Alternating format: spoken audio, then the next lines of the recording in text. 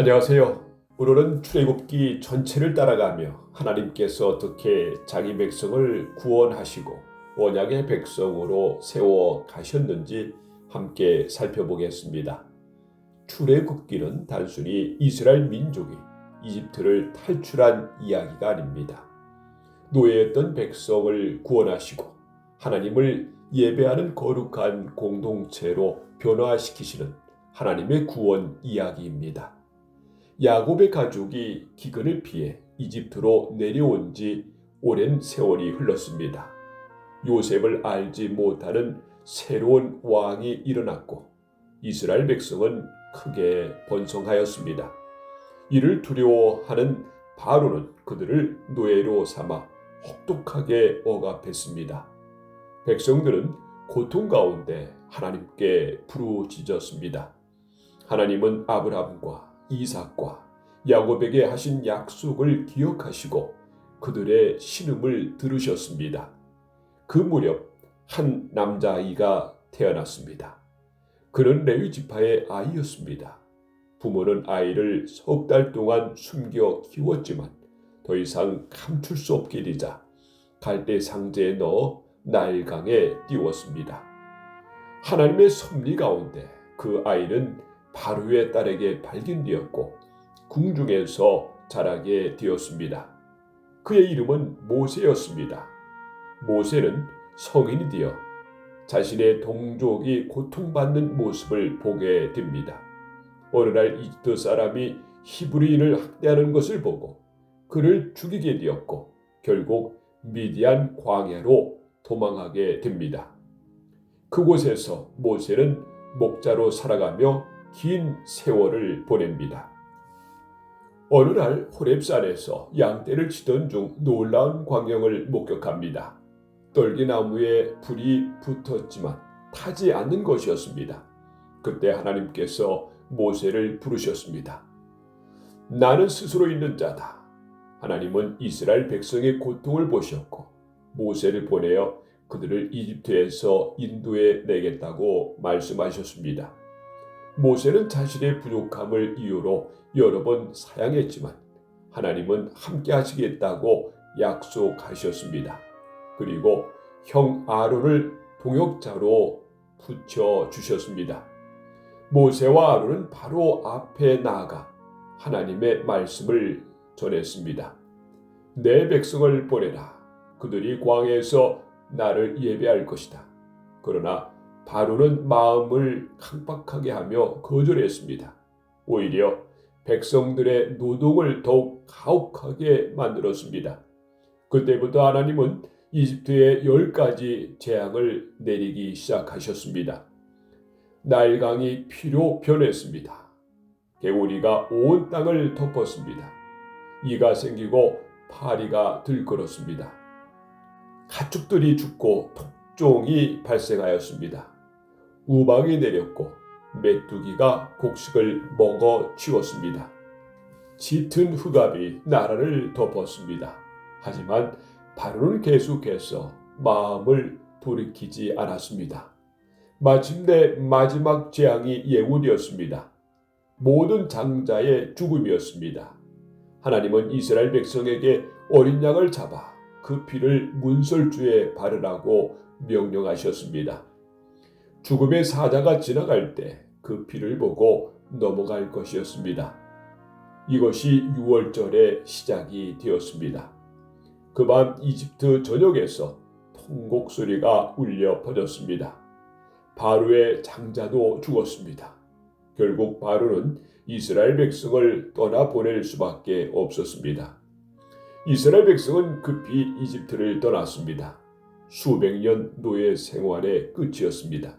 그러나 얼마 지나지 않아 바로는 마음을 바꾸고 군대를 이끌고 추격해 왔습니다. 백성들은 앞에는 홍해, 뒤에는 이집트 군대를 보며 두려움에 빠졌습니다. 그때 하나님께서 말씀하셨습니다. 너희는 두려워하지 말고 가만히 서서 여호와께서 행하시는 구원을 보라. 모세가 지팡이를 들자 하나님께서 바다를 가르셨습니다. 백성들은 마른 땅처럼 된 바다 한가운데를 걸어 건넜습니다. 뒤따라오던 이집트 군대는 바다가 다시 합쳐지면서 모두 수장되었습니다. 이스라엘은 하나님의 놀라운 구원을 경험했습니다. 백성들은 모세와 함께 찬양했습니다. 여호와는 나의 힘이요 노래시며 나의 구원이시로다.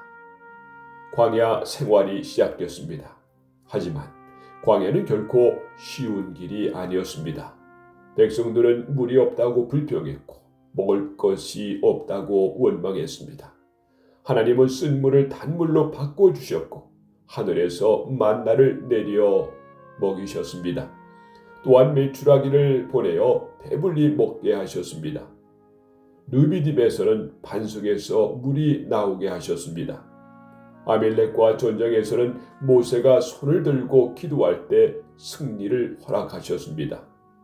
광야의 모든 과정은 하나님의 신뢰하는 법을 배우는 시간이었습니다.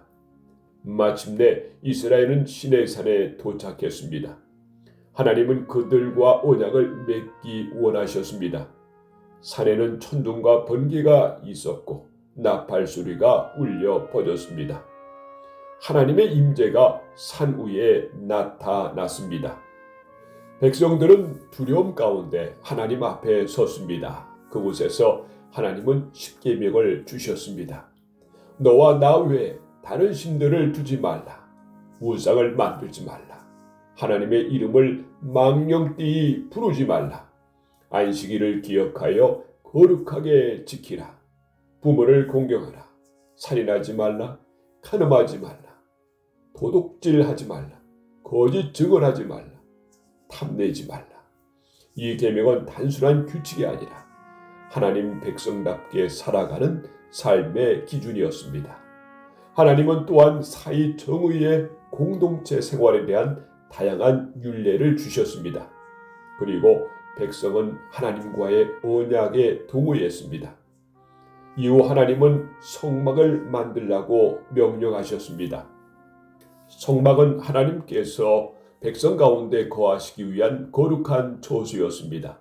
언약궤와 진설병상 등잔대가 만들어졌습니다. 제사장들이 입을 거룩한 옷도 준비되었습니다. 모든 것은 하나님께서 보여주신 설계대로 이루어져야 했습니다. 그러나 그 중요한 순간에 큰 사건이 벌어졌습니다. 모세가 산에 오래 머물자 백성들은 불안해졌습니다. 그들은 금을 모아 금송아지를 만들고 그것을 신으로 섬기기 시작했습니다. 하나님은 진도하셨습니다.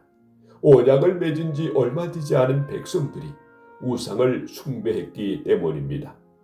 모세는 하나님 앞에 간절히 중보 기도했습니다. 하나님은 심판 가운데서도 자비를 베푸셨습니다. 모세는 다시 산에 올라갔고 하나님은 언약을 새롭게 하셨습니다. 그때 하나님은 자신의 성품을 선포하셨습니다. 여호와라 여호와라 자비롭고 은혜롭고 노하기를 더디하며 인자와 진실이 많은 하나님이라. 이 말씀은 출애굽기뿐 아니라 성경 전체를 이해하는 중요한 선언이 되었습니다. 이후 백성들은 기쁜 마음으로 예물을 드렸습니다. 장인들은 하나님께서 주신 지혜로 성막을 제작했습니다. 모든 작업은 하나님께서 명령하신 대로 정확하게 이루어졌습니다. 마침내 성막이 완성되었습니다. 모세가 성막을 세우자 구름이 그 위를 덮었습니다. 그리고 하나님의 영광이 성막에 충만하게 임했습니다. 하나님의 임재가 백성 가운데 머무르게 된 것입니다. 구름이 움직이면 백성도 이동했고 구름이 머물면 백성도 머물렀습니다. 그들의 삶의 중심에는 하나님이 계셨습니다. 출애굽기는 여기서 마무리됩니다. 노예했던 백성이 자유를 얻었습니다.